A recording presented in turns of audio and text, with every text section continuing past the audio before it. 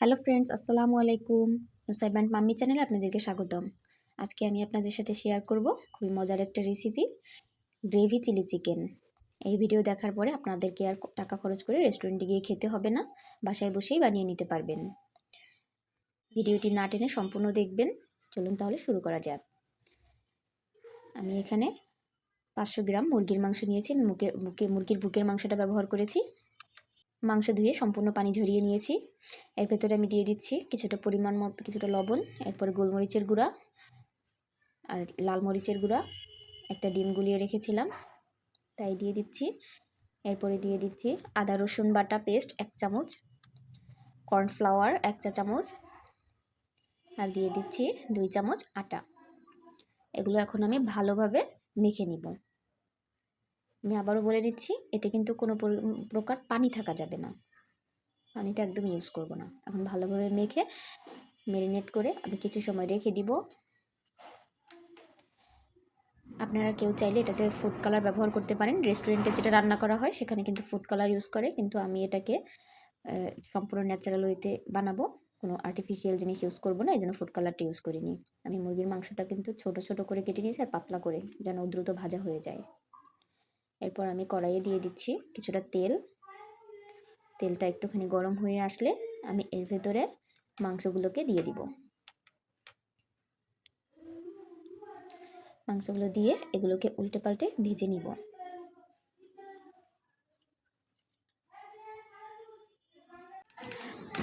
যদি আমি এটাতে ফুড কালার ইউজ করতাম তাহলে কিন্তু কালারটা লাল হয়ে যেত, কিন্তু যেহেতু ফুড কালার ইউজ করি নাই এই জন্য কিন্তু সাদা।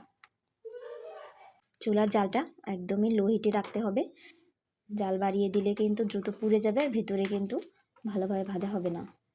অনেকটা সময় নিয়ে আমি উল্টে পাল্টে ভালোভাবে ভেজে নিয়েছি। এখন আমি এগুলোকে তুলে নিচ্ছি, ভাজা হয়ে গেছে। প্রথম ব্যাচ ভাজা হয়ে গেছে, আমি আবার দ্বিতীয় ব্যাচ দিয়ে দিচ্ছি। এই মাংসগুলো আমার ভাজা হয়ে গেল, সবগুলো তুলে নিয়েছি। দেখতেই পাচ্ছেন ভাজাটা কিন্তু একদম মুচমুচে হয়েছে আর ভিতরটাও একদম নরম হয়ে গিয়েছে, তার মানে ভালোভাবেই ভাজা হয়ে গেছে। আমি দু একটা ভেঙে দেখিয়ে দিচ্ছি।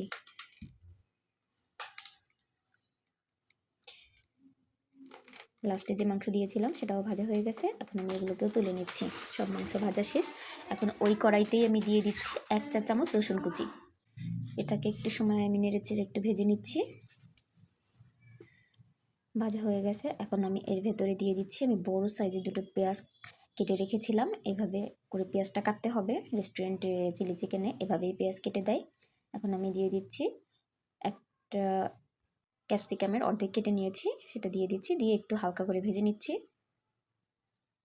এর ভেতরে দিয়ে দিচ্ছি 1/2 চামচ আদা বাটা। অবশ্য রেস্টুরেন্টে আদা কুচি করে দেয়, কিন্তু আদা কুচি আমার কাছে ভালো লাগে না খেতে, এজন্য আমি পেস্ট করে দিয়েছি। একটু সময় হালকা করে নেড়েচেড়ে নিয়েছি, একটু নরম হয়ে গিয়েছে। এর ভেতরে আমি এখন গোলমরিচের গুঁড়ো দিয়ে দিলাম। আপনারা চাইলে গোলমরিচের গুঁড়োটা স্কিপ করতে পারেন। এখন আমি ভেজে রাখা চিকেনগুলো দিয়ে দিচ্ছি, দিয়ে কিছু সময় একটু নেড়েচেড়ে নিচ্ছি।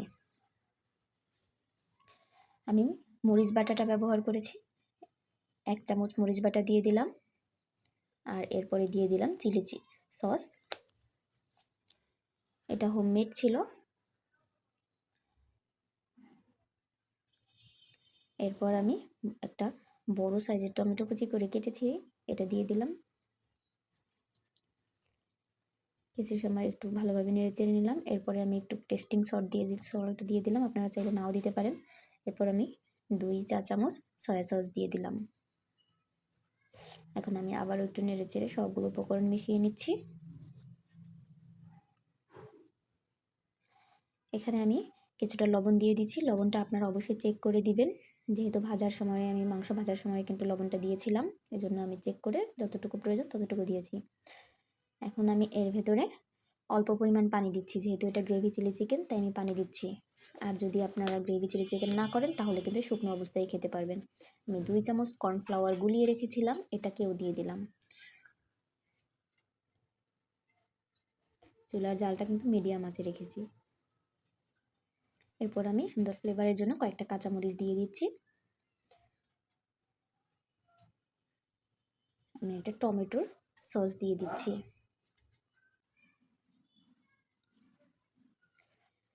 যদি কারো কাছে ঝালটা একটু বেশি মনে হয় তাহলে কিন্তু আপনারা অল্প একটু চিনি ব্যবহার করতে পারেন। 5-7 মিনিট ধরে জাল করার পরে আমার রান্নাটা কিন্তু কমপ্লিট হয়ে এসেছে। চিলি চিকেনটা দেখতে যেমন লোভনীয় মনে হচ্ছে, খেতেও মাশাআল্লাহ অনেক টেস্ট হয়েছিল। আমার রান্না করা শেষ। ভিডিওটা দেখার জন্য ধন্যবাদ। দেখা হবে নতুন কোনো ভিডিওতে। আল্লাহ হাফেজ।